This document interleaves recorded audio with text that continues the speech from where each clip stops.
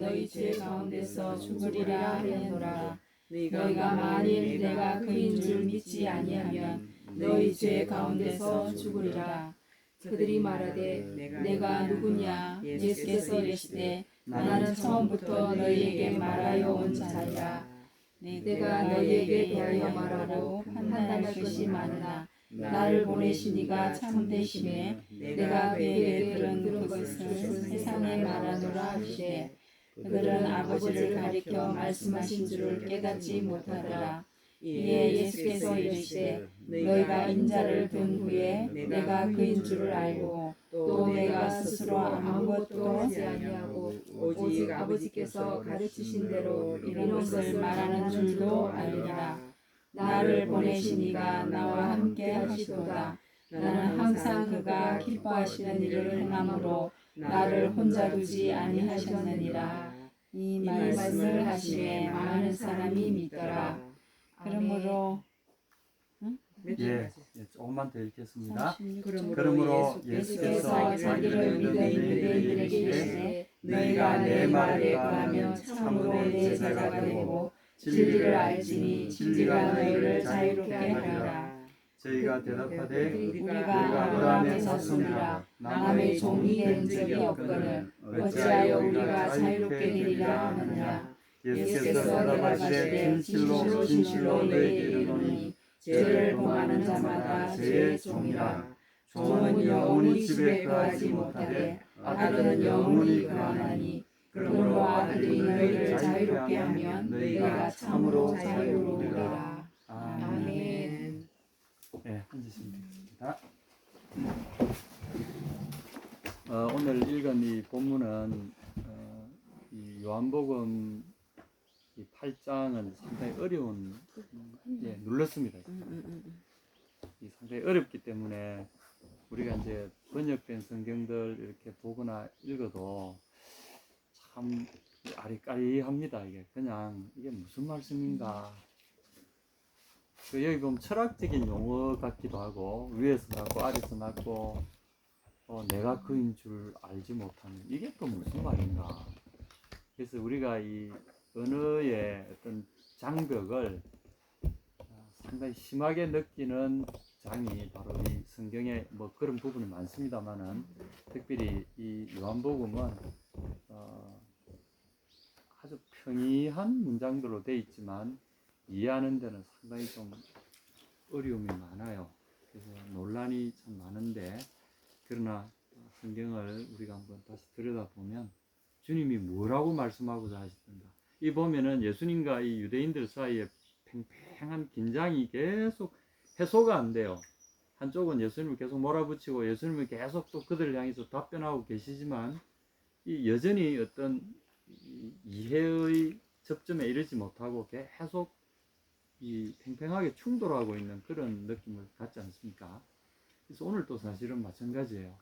많은 분들이 예수님의 이 말씀에 수긍하고 이해를 한다면 이 예수님을 따라갈 수 있겠지만 또 그렇지 못한 사람들이 여전히 이 유대인들과 같은 이 질문을 계속 가슴에 품고 팽팽한 긴장관계로 이렇게 예수님과 하나 되지 못하는 이게 뭔가 하면 이제 어떤 이해력의 한계도 있기도 하고 1차적으로는 예수님이 하시는 이 언어에 대한 이해가 이 받쳐주지 않으면 무슨 말씀을 하시는지 모르는데 우리가 어떻게 그걸 이해하고 그분의 정확히 하고자 하시는 그걸 우리가 받아들일 수 있겠냐는 거죠. 그러게 또 심한 데서 요새 이제 한국이나 스구라파도 그렇고 잘 사는 나라들은 주로 보면 젊은이들이 교회에 안 옵니다. 왜냐하면 더 이상 매력적이지 않기 때문입니다. 그리고 신앙은 보면 상당히 보수화되거나 또는 막 은사주의 이런 것들이 막 초자연적인 이런 현상들만 쫓아가는 그런 사람들은 이제 인기가 있는데 이 뭐 그냥 진지하게 뭐 말씀을 연구한다든지 이거는 캐캐 묵은 거야. 너무 재미도 없고 너무 진부한 거야. 그리고 뭐 믿으라 이러고 믿으면 안다 이러고 세상에 그런 말이 어딨나 요새. 누가 그런다고 믿어주나. 증거를 갖다 대도 믿을까 말까 한 판에 믿으면 안다 그러고 막 믿으라 이러고 요새 젊은이들 억지로 갖다 대는 걸 되게 싫어합니다. 교회가 이제 그런 식으로 꼰대화 돼가고 있다는 거죠. 근데 하나님의 말씀도 사실은 이 얼마나 두려운 말씀인데, 말씀의 근처에도 가지 못하면서 우리가 믿는다고 막 이렇게 하고 있으면 이것도 상당히 좀 문제죠. 그러면서 자기도 모르게 서서히 교회가 고립돼 가고 있는 이유가 뭐냐면 이 말씀에 대한 몰 이해, 여기에서 우리의 삶에 심각한 문제가 시작된다는 거예요. 저는 이 요한복음 8장을 늘 읽을 때마다 이 두 차원이 충돌하고 있는데 사실은 두 세계가 충돌하고 있어요. 근데 그 아래쪽에 있는 세계의 존재들은 위에 있는 세계의 존재가 하는 이 이야기를 받아들일 수가 없는 거야. 두 세계가 충돌하고 있어요. 차원이 충돌하고 있어요. 놀랍게도 위에 있는 차원의 그 존재가 우리에게 다가오셔서 그 위에 있는 세계를 이야기하고 계신데 밑에 있는 세계에 있는 존재들은 그 위에 있는 이야기를 못 알아듣는 거예요. 그리고 자기들의 기준으로 가지고 계속 거부하고 있는 거죠. 그 거짓말이다, 아니다 이런 식으로. 그래서 오늘 한번 무슨 일이 일어나고 있는지, 그리고 오늘 우리 자신들 어떤지, 기존에 우리가 믿어왔던 소위 말하는 이제 교회 믿는다 뭐 이런 개념들 있지 않습니까? 내가 알고 있던 예수님, 내가 알고 있던 성경에 대한 일부라도 예수님이 오늘 이 한쪽으로 딱딱하게 의식화되어져 버린, 굳어져 버린 이 유대인들과의 대화, 이 유대인들 뿐이 아닙니다. 오늘 모든 세상의 모든 사람들을 대표한 사람들이 유대인이라고 보시면 돼요. 우리를 포함해서. 거기에 이분이 우리에게 오셔서 무슨 이야기를 하시는지 한번 들어보겠습니다. 아마 여러분 오늘 같은 이런 성경 일종의 이제 설교지만 강의죠. 이 강의식입니다. 저는 여러분의 질문도 받고 그걸 이제 좀 이해할 수 있는 범위 내에서는 여러분들에게 격식 없이 좀 전달할 수 있는 그런 형태가 됐으면 참 좋겠어요. 그래서 여러분들도 이 하시다가 질문이 생기면 의문이 생기면 꼭 질문을 준비해 놓으시고 적절히 질문을 좀 해주시면 좋겠습니다. 본문으로 가보겠습니다. 오늘 이제 8장 23절부터인데 사실은 제가 이 본문이 너무 길기 때문에 조금 축소했습니다만은 조금 앞부터 읽어가면 더 좋습니다. 그래서 이 8장 우리가 아는 대로 8장 1절에서 11절은 그 현장에서 붙잡혀온 한 여인이 돌팔매질을 당해서 이제 이 사형을 린치형이죠. 사형을 받아 죽기 직전에 예수님이 그게 나타나셔서 그 여인을 구출해 주시는 그 유명한 어록이 등장하는 장면입니다. 누구든지 죄 없는 자가 먼저 이 여인에게 돌을 던지라. 그 유명한 말씀을 하신 장면입니다. 그리고 이어서 이제 유대인들과 예수님의 대화가 끝까지 이어지는 그런 장면입니다. 여기서 예수님은 아주 놀라운 말씀들을 하시는데 12절에 보시게 되면 또 일러 가라사대 나는 세상의 빛이 나를 따르는 자는 어둠에 다니지 아니하고 생명의 빛을 얻으리라. 여러분 이 말씀 많이 들으셨죠? 나는 세상의 빛이다. 그리고 나를 따르는 자는 어둠에 다니지 아니하고 생명의 빛을 얻으리라. 세상의 빛, 생명의 빛. 누가? 예수님이. 그리고 이 빛을 누가 얻을 수 있느냐? 예수님을 따르는 사람. 이 생명의 빛을 따라가면 생명의 빛 속에 들어가게 되죠. 그런 이치입니다. 우리 속에 만약에 빛이 있는 곳에 가게 되면 우리는 빛 속에 살게 되죠. 그런 이치죠. 생명의 빛이 있는 곳에 가게 되면 빛처럼 드러나게 되는 생명을 우리가 소유하게 된다는 거죠. 예수님은 단적으로 나는 빛이다. 어두움을 죽음이라고 이제 비유하신 말씀이기도 한데, 어두움과 죽음과 생명, 어두움과 빛 이렇게 비교하죠. 누구든지 빛을 얻고 싶으냐 나에게로 오라. 왜냐하면 내가 빛이다. 엄청난 이건 충격이지 않습니까? 어느 개인이 어떤 철학자나 스승이 이렇게 자기를 단적으로 예를 들면 이렇게 말할 수는 있습니다. 소크라테스 같은 경우도 진리가 빛이다, 진리가 생명이다, 그치. 진리 속으로 오라, 이렇게 말할 수는 있어요. 음, 나는 그렇지만 진리는 아니야. 내가 진리다. 나도 진리를 추구한 한 사람일 뿐이야. 그러니 우리 다 같이 진리를 추구하자. 많은 철학자들과 도덕가들이 이런 이야기를 하죠. 그렇지만 예수님은 그렇게 안 하셨어요. 내가 바로 나는 빛이다. 나는 빛이다. 그리고 나는 생명이다. 이렇게 말씀하셨어요. 오, 이렇게 자기를 단적으로 표현하는 이분은 도대체 누군가? 여기에 우리의 이제 의문이 출발하는 거죠. 그리고 여기에 이 유대인들, 인류를 대표하는 유대인들과 이 우리도 똑같은 거죠. 여기에 이제 뭔가 균열이 생기는 거죠. 이해 접점이 도무지, 이걸 어떻게 믿어? 감히 자기가 인간이면서, 죽을 수밖에 없는 인간이면서 나는 빛이다, 나는 생명이다. 뭐 진리가 그러니까 우리가 진리를 추구하자 이러면 이해가 되지만, 감히 한 인간이면서 이렇게 말하는 사람이 도대체 모릅니다. 그래서 바리새인들이 이야기합니다. 13절에 이 바리새인들은 우리 아시죠? 원래 이 사람들은 히브리 말로 구분하다 이런 뜻입니다. 파리시, 구분하다.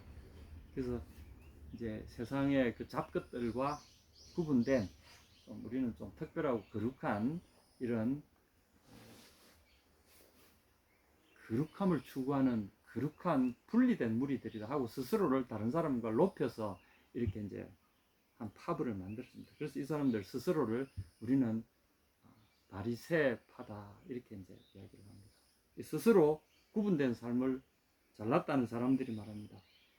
네가 너를 위하여 증거하니 내 증거는 참되지 않아. 이건 이제 모세가 전해진 율법에 이스라엘인들이 추구하는 모세오경 토라에 있는 그 기준에 의한 겁니다. 한 사람이 자기 자신이 누구다라는 걸 증거하려면 법정에서 자기가 주장하는 것은 증거 능력이 없어요. 적어도 자기를 제외한 객관적인 2인 이상의 증인이 있어야 2인 이상의 증인이 나서가 이 사람이 잘했다 못했다 이렇게 증거를 해주면 그는 채택할 수 있어요. 근데 당사자는 증거 능력이 없어요. 지금 우리나라도 마찬가지죠. 본인이 뭐 이랬다 저랬다 그건 별 의미가 없어요. 대신에 증인이 한마디 하면 그거는 효력이 크죠. 그래서 이 바리새인들이 그럽니다. 네가 너를 위하여 증거하는 이런 게 어딨냐? 이건 너 엉터리다 이런 이야기죠. 또 예수님이 14절에 말씀하십니다. 내가 나를 위하여 증거해도 내 증거가 참되다. 이건 좀 엉터리 같지 않습니까?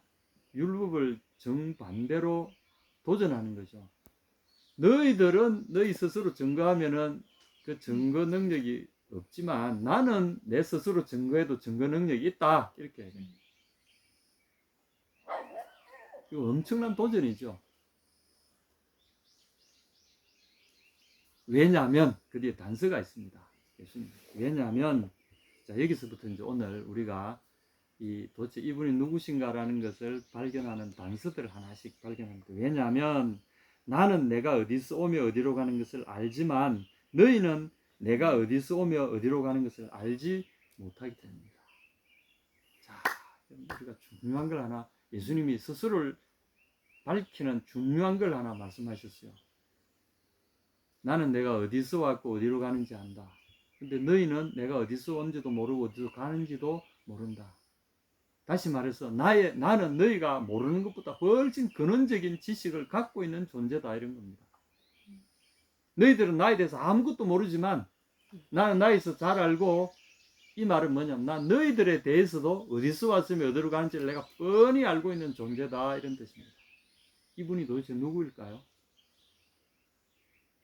여기서 이제 철학의 근본적인 질문들이 등장합니다. 어디서 오느냐? 인생은 어디서 왔느냐?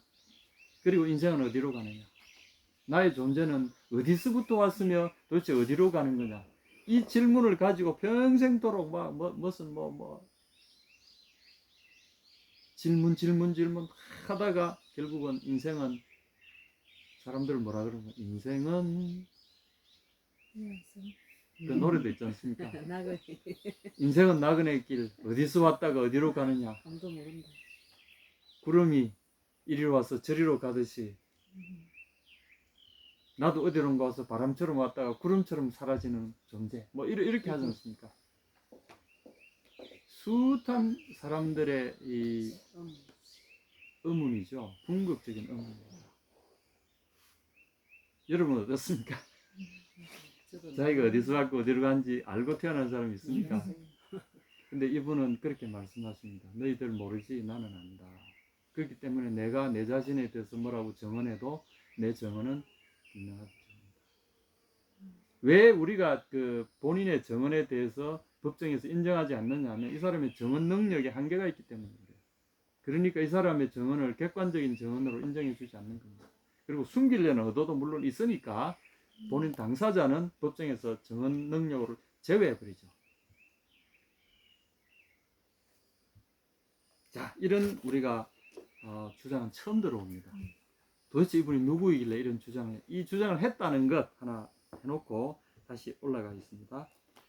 자, 여기 어디서라는 이 말을 하나 좀 여러분이 기억해 두시면 좋겠습니다.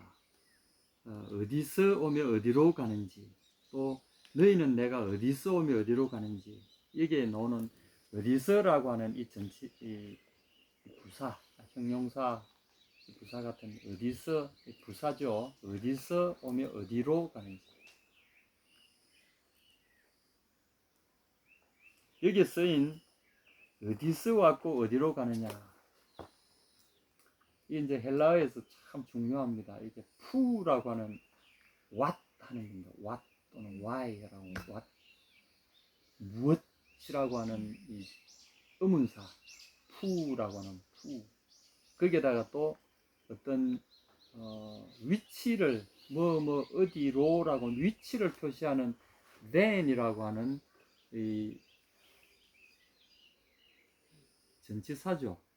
그 꼬리가 붙어서 어디로부터라고 하는 중요한 어떤 부사를 만드는데 여기 이제 어디로부터 또는 어디로 하는 이 전치사 부사 이 단어들이 굉장히 중요합니다. 우리가 집중해야 됩니다.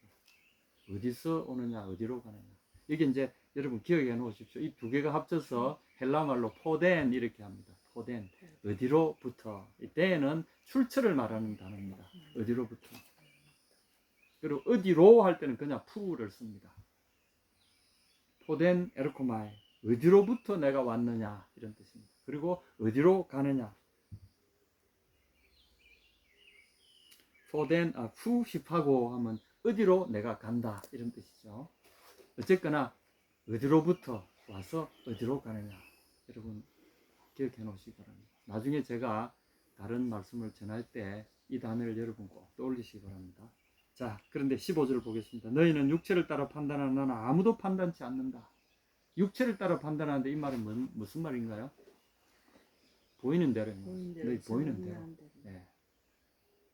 너희가 처한 이 상황, 육신을 입은, 그리고 육신을 입은 존재로서 우리가 경험하고 있는 육체가 존재하는 이 세계 속에서 일어나고 있는 모든 지각과 지식을 총동원한 너희의 판단, 이런 뜻입니다.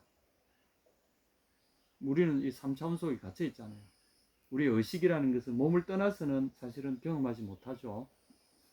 그리고 눈을 떠서 우리 몸을 입고 움직이는 이 바이오 세계 속에서 일어나는 모든 것을 우리는 의식하고 있을 따릅니다. 이 바이오 세계를 떠나는 순간 이미 형이상학적인 존재가 되기 때문에 더 이상 그는 객관적인 증거 자료로서 과학의 바깥에 있게 됩니다. 주님은 그 이야기를 하십니다. 너희는 육체 속에서 형이하학적인 상황만 지금 이야기한다 이 말씀이죠. 그렇지만 나는 아무도 판단하 옳다 그러다 또는 이거다 저거다 너희에게 판단하지 않겠다. 그런데 6절에 16절에 만일 그렇지만 내가 판단할 필요도 못 느끼지만 판단해봐도 별 의미가 없다는 거죠. 그러나 내가 만일 굳이 판단할 필요는 없지만 판단한다 하더라도 그 판단은 참되다. 나도 너희와 똑같이 몸을 입고 있다. 그런 의미에서 나는 몸을 입고 있지만 몸에 속하지 않다, 이런 의미를 갖는 거죠. 너희는 몸에 있기 때문에 몸에 있는 것, 그 세계 형이 하학적인 내용밖에 도무지 모른다. 형이 상학적인 건 도무지 이해를 못한다. 비록 나는 몸 속에 있지만, 몸을 입고 있지만 형이 하학적인 존재, 세계 속에 내가 갇혀 있는 것 같이 보이지만 실제로 내가 형이 상학적인 존재까지 내가 다 알고 있다. 왜냐하면 어디로 온다 이 말은 형이 상학적인 것, 거기서 왔다는 거 아닙니까? 그러니까 형이 상학적인 존재, 형이 하학적인 존재인 여러분을 내가 대하면서 여러분이 내가 하는 말을 도무지 인정하지 않을 수 있지만, 그러나 나는 형이 상학적인, 하학적인 다 알고 있는 존재이기 때문에 내가 아는 증거, 내가 누구다라는 증거는 그는 굉장히 정확하다. 너희들보다 너희들 100명, 수천 명, 수만 명 지구상의 모든 사람을 다 갖다 대더라도 내 혼자 하는 이 증거가 훨씬 더 강력하고 확실한 증거를 된다, 이런 뜻입니다.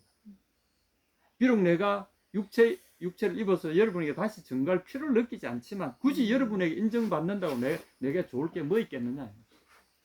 여러분이 옳다는 동의를 내가 받아낼 필요가 없다는 겁니다. 그럴지라도 내가 판단하게 된다면 내 판단은 참되다. 왜냐하면 이는 내가 혼자 있는 것이 아니요 나를 보내시니가 나와 함께 계시기 때문이다. 이건 또 무슨 말씀입니까? 그 누가 나를 보냈다는 거죠. 그리고 나를 보내신 그분이 나와 함께 지금 있다는 거죠. 우리는 보지도 못하는데. 보이지 않는 세계에서 보이지 않는 어떤 분이 나를 너희 세계 속에, 보이는 세계 속으로 나를 내려보냈다는 것이 이분의 주장입니다. 도대체 이게 무슨 소린가? 이게 이제 구약 성경의 이런 약속들을, 메시아에 대한 약속들을 미리 학습하지 않은 분들은 이게 무슨 말인지 모릅니다. 이건 다 구약 성경의 약속을 기반으로 주님이 지금 이야기하시는 거고, 바리새인들은 이걸 알아들어요. 바리새인들은 보내신 이런 이야기 들으면 자기를 지금 메시아라고 말하는 건가 알아듣는 거죠. 제3국 출신인 우리들은 구약 성경에 이런 배경이 없는 사람들 못 알아듣지만 유대인들은 잘 알아들어요. 그래서 나를 보내시가 나와 함께 있다. 이렇게 하여튼 이분은 그렇게 주장을 해요. 이 세상 사람들을 볼 때는 도무지 알아들을 수 없는 말이지만, 근데 17절에 너희 율법에도 두 사람의 증거가 참되다 기록하였으니, 예수님이 굳이 이렇게까지 증거할 필요는 없지만 너희가 굳이 그걸 요구하니까 내가 너희 율법의 기준대로 내가 다시 말해보겠다, 이렇게 이야기합니다. 그래서 17절에 너희 율법에도 두 사람의 증거가 참되다 기록하인 대로 너희도, 13절을 보면 네가 너를 위하여 증거하니 내 증거는 참되지 않다, 이렇게 이야기했잖아요. 그래, 좋다. 그러면 너희 그 율법의 조항에 맞추어서 내가 이야기해 볼게. 왜 내가 스스로를 증거하는 것이 옳은지, 증거 능력이 있는지 내가 말해 주마.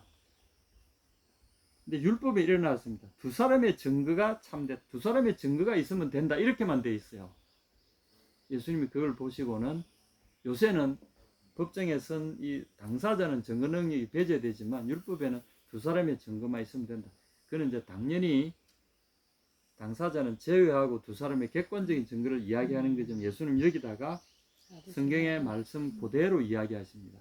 어쩌면 이것이 세상 사람들은 이렇게 이해하고 있는데, 당연히 당사자는 증거 거기에서 빠질 줄 알았는데 성경은 희한하게 보니까 그게 아니라 두 사람의 증거는 참되다, 이렇게 되어 있습니다. 나와 아버지가 이거 놀라운 거죠. 그래서 8절, 18절에 내가 나를 위하여 증거하는 자가 되고 나를 보내신 아버지도 나를 위하여 증거하십니다. 여기서 우리가 하나의 놀라운 삼위일체의 놀라운 존재도 확인할 수 있어요. 이는 성부와 성자와 성령이 계시잖아요. 성자를 증거하시는 이는 아버지와 성령이시고, 성부를 증거하시는 이는 아들과 성령이시고, 성령을 증거하시는 아버지와 아들이 증거하십니다. 그러면 이거 증거는 성립되는 거죠.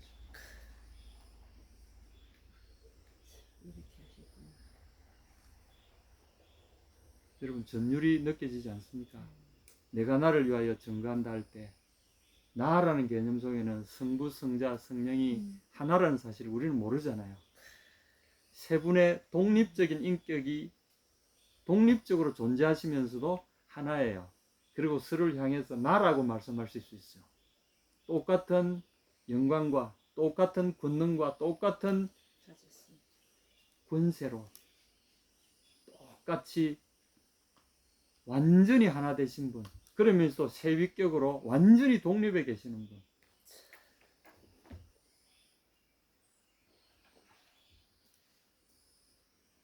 예, 저희가 묻되 내 아버지가 어디 있느냐? 예수께서 대답하시되 너희는 나를 알지 못하고 내 아버지도 알지 못하는도다. 나를 알았다면 내 아버지도 알았어요. 왜냐하면 나를 알았다면 내 아버지는 어떤 분입니까? 나와 똑같은 분이기 때문에. 나를 알았더라면 내 아버지도 당연히 안다. 나를 본 사람은 내 아버지를 보았거늘 어찌하여 나에게 아버지를 보이라 하느냐. 보지 못하는 빌립이 주여 우리에게 아버지를 보이소서. 그러면 족하겠나이다. 허허, 내가 너희와 함께 이래 오래 있어도 왜 알아보지 못하나. 나를 본 자는 아버지를 보았거늘 왜 내게 또다시 아버지 보이라고 그러냐 이것들아. 이 말씀. 이제 사람들이 이 성전에서 지금 치열한 논쟁이 벌어지는데도 눈이 떠여진 사람들은 그분 앞에 납죽 엎드려야 됩니다. 근데 이분이 그렇게 겸손하게 그들의 질문에 꽂히고 거의 완악하고 버릇없는 거죠. 엄청 버릇없는 거죠. 완전히 예수님을. 근데 실제로 이 하나님은 그들 앞에 나타나면 어떻게 됩니까? 예수님이 육체를 입지 않으시고 그 원래 영광 가운데 성삼위 하나님의 그 영광 가운데 나타나시면 다 죽어요.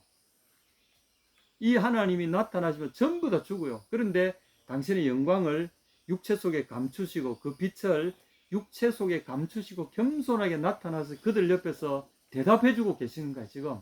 그걸 못 알아보는 거야. 그리고 내가 바로 그다라고 말씀해도 그들이 못 알아보는 거야. 여러분 우리가 지금 이런 상황에, 그래서 이게 어두움입니다. 이게 어두움. 이 어두움 속에 우리가 살고 있는 거예요. 근데 하나님은 우리를 살리시려고 자기를 스스로 그 연약한 그릇에 감추어 놓으시고 우리를 겸손하게 만나주고 계신 겁니다. 이 말씀은 성전에 가르칠 때에 연복의 앞에서 하셨으나 잡는 사람이 없으니 이는 그의 때까지 이르지 아니하였습니다.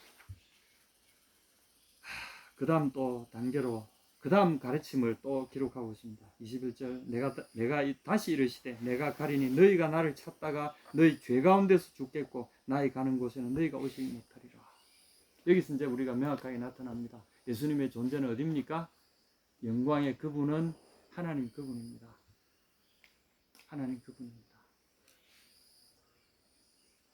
모든 성경은 그분을 가리키고 있습니다. 그리고 이런 종교 지도자들은 이 성경을 통해서 기록된 그분을 사람들에게 가르쳐주는 일을 하고 있어요. 예수님 말씀하십니다. 만약에 너희가 나를 빼버린다면, 나를 찾다가, 이 말은 뭡니까?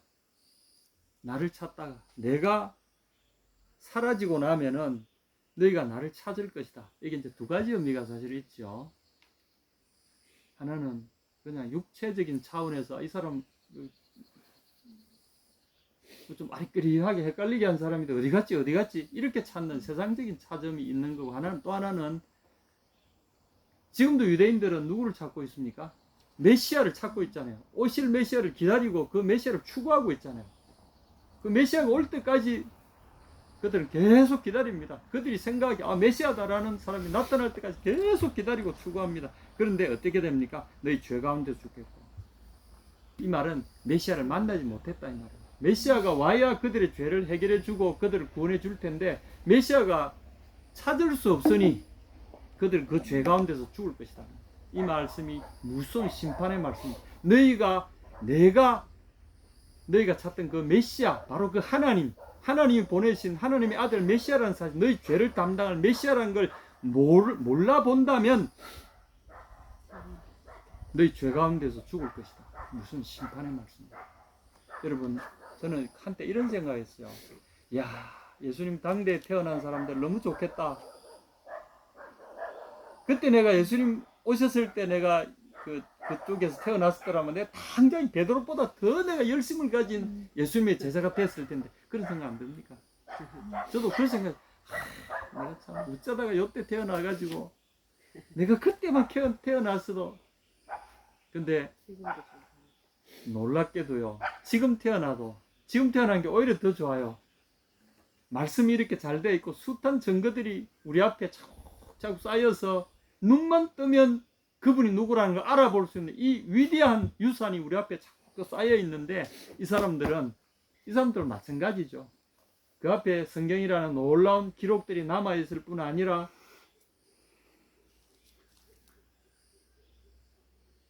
바로 그분이 그들 앞에 서 계셨잖아요. 그런데도 모르고 있잖아요. 누가 더 행운합니까? 여러분, 누가 더 행운합니까? 그러니까 유대인들이 그럽니다. 유대인들이 가로되 저가 나이 가는 곳에는 너희가 오지 못하리라 하니 저희가 자결하려는 것, 저가 자살하려는 것. 아주 특이한 발언들 보이죠? 지 혼자 가서 우리한테 밀리니까 몰래 가서 그냥 자살이라도, 그래도 용기가 있는 사람이 용기가 있는 놈이구만, 뭐 이런 식으로 생각하죠. 얼마나 기가 막힙니다.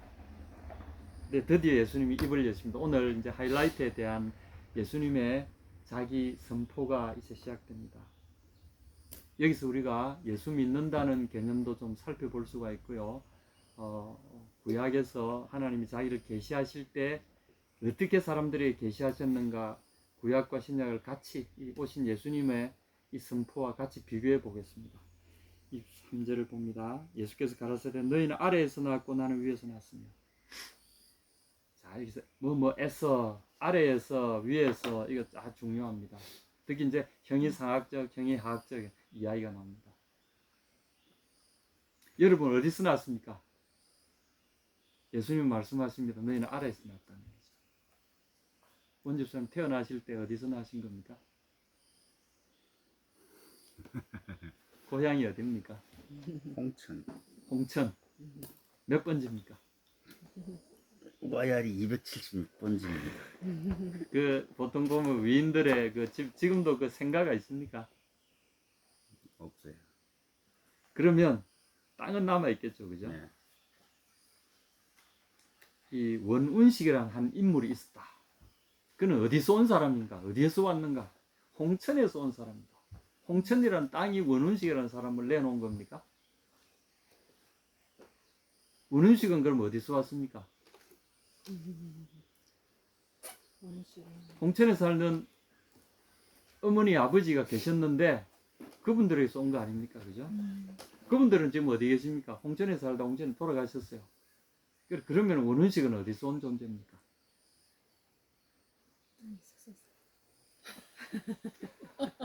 하늘에서 떨어졌죠. 하늘에서 떨어졌습니까? 지붕에서 떨어졌습니까? 원운식은 어디서 왔습니까? 한번 여러분 물어보시기 바랍니다. 우리 어머니 태에서 내가 나왔는데 그러면 우리 어머니 태는 하늘에 있던 건가 땅에 있던 건가? 이걸 우리는 말하면 땅에서 왔다 이렇게 말할 때 일반적으로 쓰는 말입니다. 땅에서 난 겁니다. 흙에서 난 겁니다. 예수님이 말씀하신 데 아래에서 났다. 이거 아래에서. 그래서 이거를 가토라고 아래에서부터 나왔다. 우리의 근원이 어디냐면 형이하학적인 근원에서 나왔다. 다시 말해서 물리세계, 우리가 눈에 보이는 물리세계 이 속에서 왔다는 거죠. 그러면 다시 그는 물리세계 속에 갇혀있는 존재라는 뜻입니다. 근데 나는 위에서 났다. 위에서 아노란 아까 그 여러분 전치사 기억하십니까? 부사 어디로부터라고 했죠, 그죠? 토덴이라고 말, 토덴. 그래서 이제 의문사 푸라는 말이 하네. 어디라는 말에 답을 예수님이 하셨습니다. 하나는 너희는 카토 아래에서부터 아래에서라는 뜻이고, 나는 아노 위에서. 자, 카토와 아노도 여러분 좀 기억해 놓으시면 좋습니다.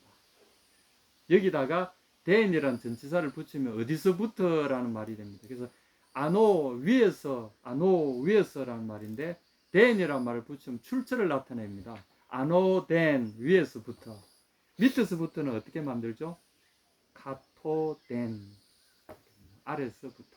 자, 그래서 이제 우리가 예수님이 여기서 성경에 사용하실 때 철학자들이 하는 이 말들이 드디어 등장합니다. 당신은 어디서부터 온 존재입니까? 나는 카토덴입니다. 나는 아래에서부터 났습니다. 이걸 하늘은 위에 있고 땅은 아래에 있으니까 이걸 이제 하늘에서부터 또는 땅으로부터 이렇게도 표현합니다. 어쨌거나 위로부터 아래로부터 이런 개념이 지금 충돌하는 거죠. 지금 첫 번째 이야기했습니다. 나는 너희는 아래에서 났다. 나는 위에서 났다. 존재가 다르다는 겁니다. 여기에 우리가 이제 기독교인이 된다는 의미와도 여기에서 출발합니다. 인간 원혼식은 아래에서 났죠, 그죠? 어머니의 몸을 빌어서 어머니의 몸과 아버지의 몸이 핵 분열을 일으켜가지고 아버지의 몸과 어머니의 몸으로부터 분열이 되면서 독립이 되면서 새로 이 세포를 조직하고 이 세포가 놀랍게도 분열 성장해가지고 독립된 한 원혼식이 나오고 오늘의 우리 각 개인이 나온 거죠. 이것도 참 신비에 속합니다. 생명에 속한. 이게 땅의 생명이 갖는 이것도 사실은 아무도 만들어낼 수 없는 거잖아요. 그냥 엄마 아버지가 그래서 우리는 낳았다라고 표현했지 엄마 아빠가 제조했다 이런 말 안 쓰잖아요. 여러분 제조해서 메이드 인 이런 뭐 바이 누구 수제 작품입니까? 아니잖아요. 만들 수 없는 거니까 낳았다라고 표현합니다. 생명은 독특하게 낳는다고 표현하지 만든다고 표현하지 않습니다. 맞아. 여기도 보면은 땅에서 난 것도 그렇고. 나는 이제 원어에서 보면 여기서 낳다라는 표현을 하지 않습니다. 에크라는 이 전치사 뭐뭐로부터다 이렇게만 이야기합니다. 이걸 번역할 때 위에서 났다 이렇게 표현하지 뭐뭐로부터 왔다 이렇게 이야기합니다. 다시 말하면 이거는 생명이 기존에 존재하고 있었다는 것을 의미합니다. 나는 위로부터 온 존재다 그러면은 위에서부터 이미 존재하고 있던 존재라는 거죠. 중요합니다, 여러분. 여러분 그냥 없던 존재가 쑥 나온 것처럼 보이지만 실제로는 존재하고 있다는 거죠. 그러면 우리의 존재의 어떤 지평이 확 넓어지는 걸 여러분이 느끼실 겁니다. 존재는 어느 날 없는 데서 갑자기 부흥했다가 또 흙으로 돌아가면 없어지고 이게 아니라는 거죠. 너희가 육체에 속해 있을 동안에는 그렇게 너희 존재를 의식할 수밖에 없다. 왜냐하면 의식의 한계가 요 속에 있으니까 형이하학적인 요 차원 속에 갇혀 있기 때문에 여기 어느 날 차원으로 푹 들어왔다가 차원 속으로 쏙 빠져버리면 그래서 우리가 육체를 입는 이 육체의 존재 속 어느 날 육체가 하나 뽕 나왔다가 어느 날 육체가 흙으로 돌아가 버리면 없어졌다 생각하는데 육체를 움직이는 이 생명의 힘은 어디서 온 거냐는 거죠. 그건 제조된 겁니까? 아니잖아요. 그럼 그 어디서 온 겁니까? 하늘에서. 아무도 모르지. 그러니까 예수님이 뭐라고 하십니까? 위에서부터 왔다는 거죠. 새로운 생명이 있다는 거죠. 새로운 존재가 있다는 거죠. 24절 그러므로 내가 너희에게 말하길 너희가 죄 가운데서 죽으리라 하였노라. 너희가 만일 내가 그인 줄 믿지 아니하면 너희 죄 가운데서 죽으리라. 자 24절 또 28절 여러분 한번 좀 여러분의 성경으로 최신 번역본으로 좀 읽어 주시겠습니까? 한 분은 24절 한 분은 28절 좀 읽어 주십시오. 그러므로 내가 너희에게 말하기를 너희가 너희 죄 가운데서 죽으리라 하였노라. 너희가 만일 내가 그인 줄 믿지 아니하며 너희 죄 가운데서 죽으리라. 예, 감사합니다. 28절. 이에 예수께서 이르시되 너희가 인자를 든 후에 내가 그인 줄을 알고 또 내가 스스로 아무것도 하지 아니하고 오직 아버지께서 가르치신 대로 이런 것을 말하는 줄도 알리라. 예, 24절과 28절에 공통된 구절이 하나 있습니다. 뭡니까?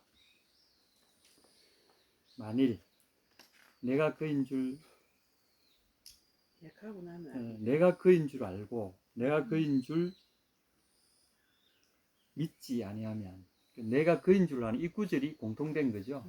그만큼 중요하다는 거죠. 그인 줄 알고. 자, 이 번역이 여러분 어떻게 이해하십니까? 내가 그인 줄을 믿거나 내가 그인 줄을 안다. 이게 무슨 뜻입니까? 내가 하는 줄 안다면 메시아 아. 인지하는 내가 메시아인 줄 안다면 예, 예. 놀라운 또 통찰력입니다. 사실 그 뜻입니다. 그런데 오늘 이제 우리 본문에 그대로 본다면 내가 그인 줄, 이 번역은 상당히 좀 문제가 있어요. 사실은 이렇게 의역으로 할 게 아니라 그냥 그대로 번역하는 것이 더 좋을 수도 있습니다. 제가 잠깐 좀 소개를 하겠습니다. 에안 가르메 피스튜 세테 호티 에고 에이미, 호티 에고 에이미, 여기 기억하십시오. 그 뒤에 28절을 보면 호티 에고 에이미, 토테 그노세스데 호티 에고 에이미, 내가 그인 줄 알고 호티 에고 에이미. 내가 그인 줄이라는 말을 에고 에이미 요 두 단어로 되어 있습니다. 에고 에이미는 I am이라는 뜻입니다. 영어로 번역하면 I am, 나는 뭐뭐다, 이런 뜻입니다. 나는 뭐뭐다라는 사실을 너희가 믿지 않거나 또는 그걸 알지 않는다면 이런 뜻입니다.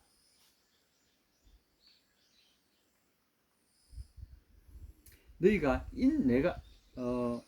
인자를 든 후에, 다시 말해 십자가에 못 박고 난 후에 인자를 들어 올려서 장대에 달아 들어 올려서 공중에 매달아 죽인 후에야 내가 하나님이 보내신 메시아인 줄 알 거다, 이런 의미인데, 내가 그인 줄을 알았다, 내가 나인 줄을 알았다. 예수님이 왜 이런 말을 썼을까? 너희가 나를 메시아인 줄 알았을, 나를 십자가에 매어 달아서 공중에 매어 달아서 그 후에야 내가 메시아인 줄 알고, 이렇게 표현하거나, 또는 너희가 만일 내가 메시아, 바로 그 메시아라는 것을 믿지 않는다면 너희 죄 가운데 죽으리라, 이렇게 말하셔도 되는데, 그렇게 안 하시고 내가 나인 것을 메시아란 말 대신에, 그라는 말 대신에 분명히 쓰신 것은 에고 에이미, 내가 그런 I am이라는 사실을 믿지 아니하면 I am이라는 사실을 알게 될 것이고, 이렇게 표현하셨다는 거죠. 특이하지 갑자기 않습니까? 생각났다. 그거 모세에게 이름을 말씀하실 때 할렐루야. 스스로 예. 듣는 사람. 에고 에이미, 에고 할렐루야. 에이미 딱 했잖아. 그러니까 이거 지금 유대인들은 모세 율법을 알고 있으니까 모세에게 알려준 그 이름을 말씀하시는 할렐루야. 내가 역시 참 사모님 그게 답습니다. 갑자기 깨달아지네. 아이고. 그 배워야 돼. 출애굽기 3장 12절부터 14절까지 여러분 한번 열어보시겠습니까? 지금 굉장히 중요합니다. 이게 우리가 믿는 그분의 이름에 관련된 것이고, 이름은 그분의 존재를 이야기하는 겁니다. 예수님은 자기 자신을 I am이라고 표현하셨어요. I am. 너희가 나를 I am으로 알지 못한다면 이런 거죠. 나는 누구냐? I am이다. 출애굽기 3장 14절에서 한번, 이 구절은 너무나 12절부터 시작되는 12, 13, 14절입니다. 자, 같이 읽어보실랍니까? 시작. 하나님이 이르시되 내가 내가 반드시 너와 함께 있으리라. 내가 내가 그 백성을 애굽에서 인도하여 낸 후에 너희가 이 산에서 하나님을 섬기리니 이것이 내가 너를 보낸 증거니라. 예, 12절에도 이 단어가 하나 처음 나옵니다. 이게 영어에 보면 certainly I will be with you. I will be with you. I will be. 이게 이제 히브리어로 표현하면 에흐에, 하야라고는 비동사, 에흐에라는 말, I shall be 이런 뜻입니다. 또는 I am 이런 뜻이기도 합니다. 이제 미래와 현재가 공존해 있는 미완료형이라 그래서 내가 있다 또는 내가 있을 것이다, 이렇게 번역할 수 있는 말입니다. 이게 에흐에입니다. 이거를 또는 I will be, 내가 있을 것이다. 그 뒤에 전치사가 나오죠. 너와 함께. 에흐의 임마크. 히브리 말로 하면 내가 너와 함께 있을 것이다. 키 에흐의 임마크. 내가 확실하게 너와 함께 있을 것이다. 이렇게 하고. 왜냐하면 모세가 안 갈라 그러니까. 제가 간다고 저 사람들이 들어주겠습니까?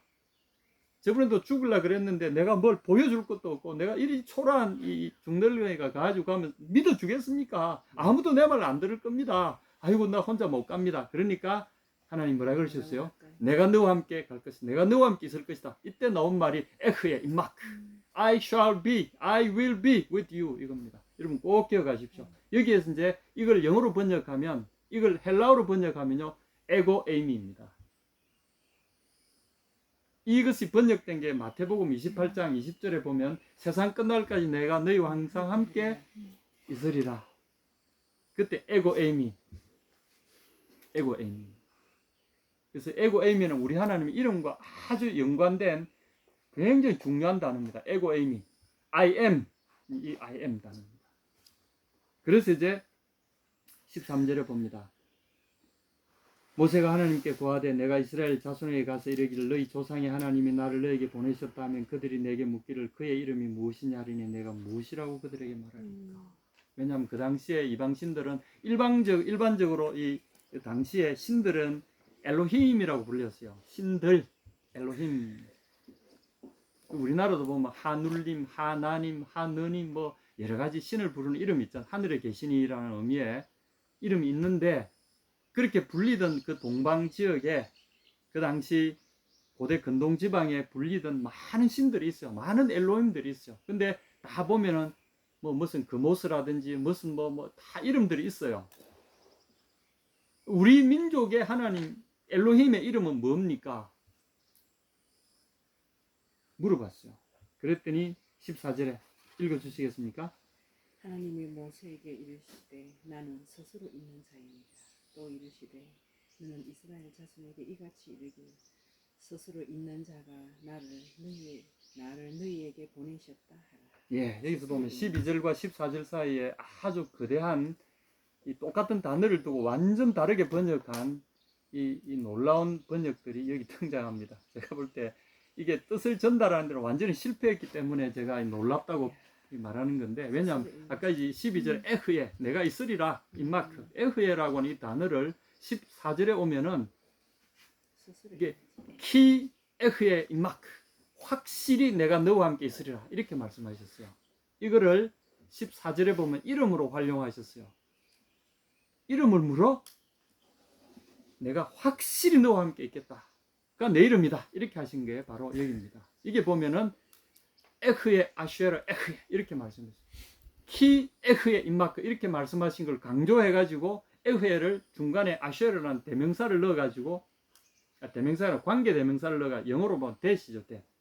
뭐뭐 하는 뭐라는 것을 이렇게 설명할 때 앞에 놓아 있는 선행사 그 단어를 설명하기 위해서 뒤에 그 설명하는 절이나 구를 이끌고 오는 그것을 우리는 관계 대명사라고 그러잖아요. 앞에 있는 한 선행하는 한 단어를 설명하기 위해서 뒷말을 끌고 와서 그걸 수식해 주는 그런 역할은 한글에는 없는 영어 문장에서 나오는 이겁니다. 이게 이제 히브리어에서는 아쉐르라는 단어입니다. 에흐에 내가 확실히 있을 것이다. 어떤 식으로 확실히 있냐면 에흐에 아쉐르 확실히 있을 것을 확실히 있을 것이다. 이 말은 뭔가 하면 히브리적인 표현에 이중 중복하는 표현입니다. 증언도 두 사람이 있어야 증언이 법적으로 확실하잖아요. 하나님은 스스로를 어법을 통해서 이름도 증언하는 방법으로 당신의 확실이라고 하는 의미를 당신의 이름을 중복하심으로써 에흐에를 강조하신 것이라고 볼 수 있는 거죠. 에흐에 아쉐르 에흐에 내가 있을 것이다. 확실히 있을 것이다. 이걸 강조하는. 그래서 하나님의 이름은 한마디로 말하면 에흐에입니다. 내가 있을 것이다. 여러분 이해하시겠습니까? 근데 여기 보면은 나는 스스로 있는 자인데 이렇게 번역해 버리니까 이 도무지 닥쳤던 개가 지붕 쳐다보는 꼴이 되어버린 거죠. 주님이 이야기하고자 하신 바를 전혀 알 수 없는 이름이 되어버렸어요.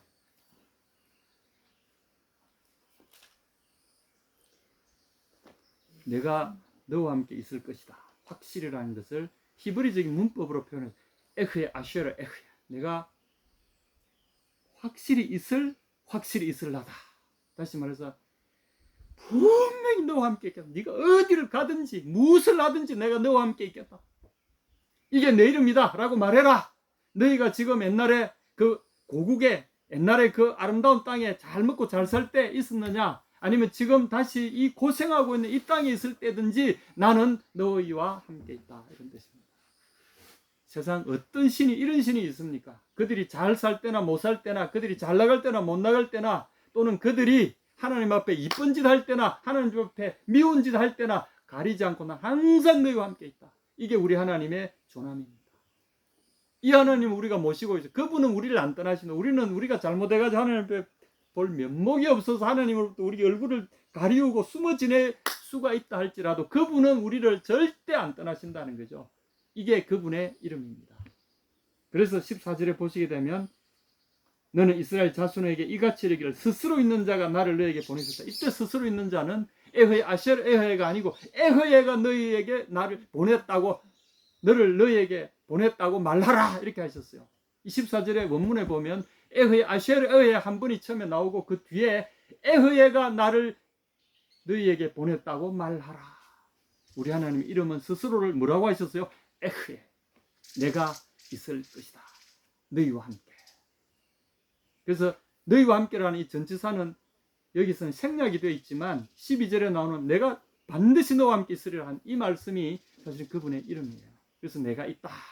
누구와 함께? 너와 함께. 어떤 존재물 앞에서도 이분은 이 이름을 이야기하십니다. 나는 있다. 너와 함께. 내가 만든 내 사랑하는 나의 자녀들 속에 곁에 내가 함께 있다. 그래서 이 분의 이름을 내가 있다. 그래서 이스라엘 사람들이 이걸 기록할 때, 자, 우리가 아는 여호와라고 기록을 했어요. 근데 여호와라는 이 발음은 굉장히 왜곡된 또 이 발음입니다. 그들이 쓸 때 있다라고는 일반 이 단어가, 일반 동사가 자기들이 쓰잖아요. 하야라고 하는 동사예요. 그래서 하야라는 동사하고 이제 좀 더 오래된 같은 의미를 가진 동사 하바라는 동사가 있어요. 가만히 보니까 이 문제가 하나 생겼어. 이름이 우리처럼 명사로 그냥 쓰면 되는데 이분들은 명사로 쓰는 동사를 가지고 이름을 씁니다. 그것도 3인칭 단수 현재형을 미완료형을